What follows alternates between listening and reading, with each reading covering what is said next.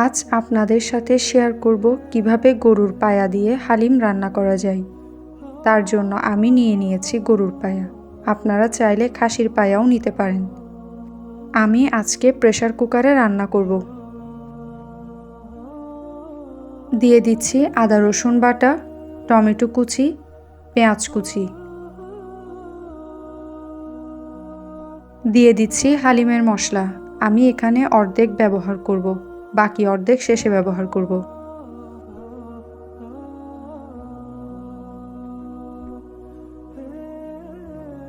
দিয়ে দিচ্ছি তেল।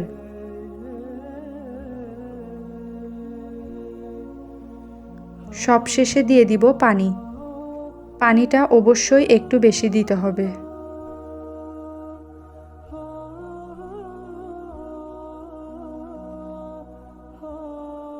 এখন একটু নেড়েচেড়ে দিচ্ছি। চুলার হিটটা থাকবে মিডিয়ামে। এখন ঢাকনাটা লাগিয়ে 18 থেকে 19টা বাঁশি বাজা পর্যন্ত অপেক্ষা করব। এখন ঢাকনাটা খুলে নিব। আমি এখন একটু পায়াগুলো নেড়ে দিচ্ছি, তবে জাল করছি না।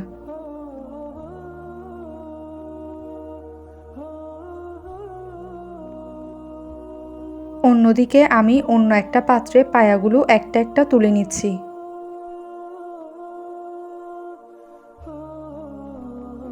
ঝোল বা গ্রেভিটাকে আমি ছাঁকনির সাহায্যে ছেঁকে নিব।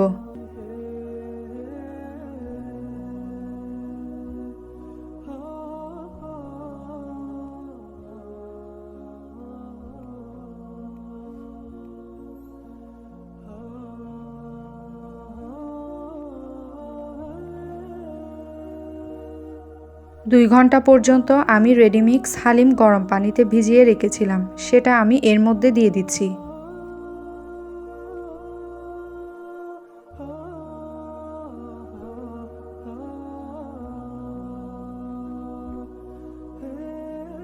আর বাটিটাতে পানি দিয়ে ধুয়ে দিয়ে দিচ্ছি।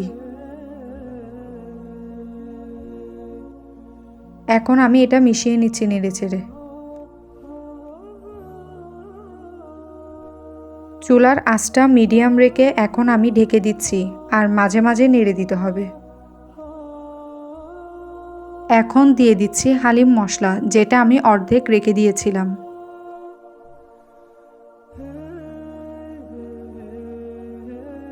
দিয়ে দিব কাঁচামরিচ কুচি আর ধনিয়া পাতা কুচি।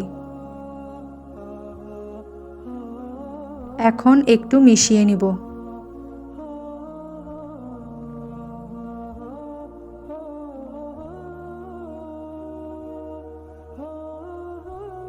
আমি আগে থেকে হালিম রান্না করার সময় তেলটা উঠিয়ে রেখেছিলাম, এটা এখন দিয়ে দিব। এখন আমি ঢাকনা দিয়ে লো হিটে হালিমটাকে 5 মিনিট রান্না করে নিব।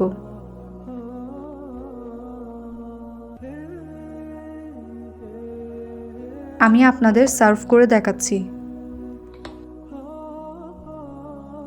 গরম অবস্থায় হালিমটা পাতলা লাগতে পারে, তবে ঠান্ডা হলে ঘন হয়ে আসবে।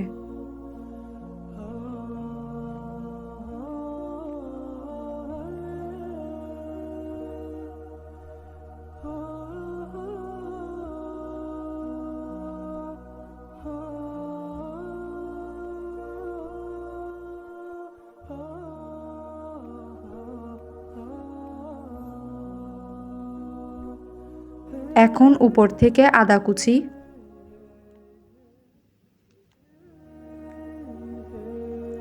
কাঁচামরিচ কুচি, শসা কুচি,